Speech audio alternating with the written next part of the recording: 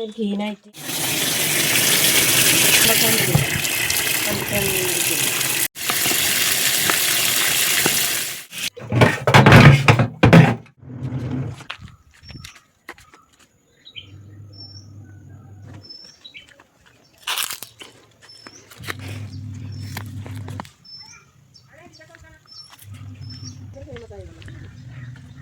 പയറിന് പന്തലിടാൻ വേണ്ടിയിട്ട് മരം മുറിച്ച സമയത്ത് ചെറിയ കൊമ്പെല്ലാം കൊണ്ടിങ്ങനെ വെച്ചു.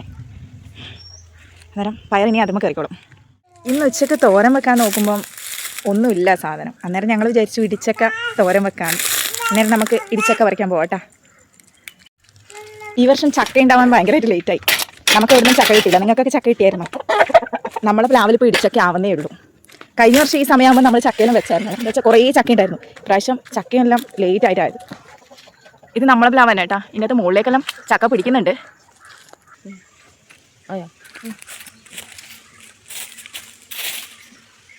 നമ്മൾ ഈ കൊക്കയിൽ 2 ദിവസം മുന്നേ ആദ്യ ചക്ക പറിക്കും. ഇതല്ലേ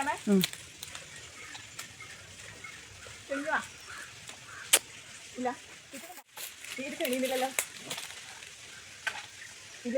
കുറച്ച് മുകളിലേക്കായാൽ മറ്റേത് മുഴുവൻ ഇടിച്ചൊക്കെ പറിക്കാൻ നോക്കാം. പൊക്കെ ഒരു രസമില്ല. കൈ കടച്ചെടുത്തിട്ട് ഇനി ഒന്നുകൂടി ട്രൈ ആക്കി നോക്കണം കിട്ടുമെന്ന്. Hi hi.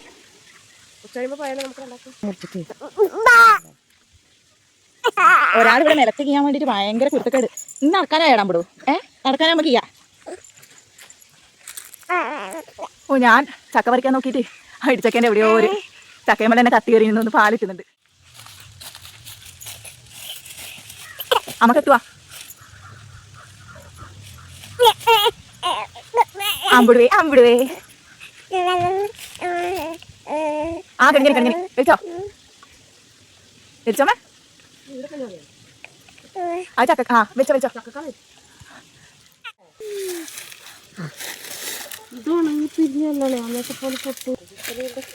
അങ്ങനെ ഇടിച്ചക്ക കിട്ടി.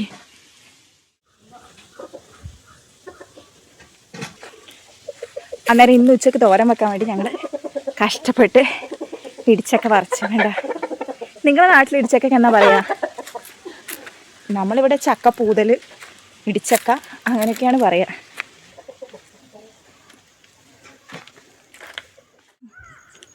കയ്യിലെല്ലാം ചക്കേൻ്റെ കറയായി.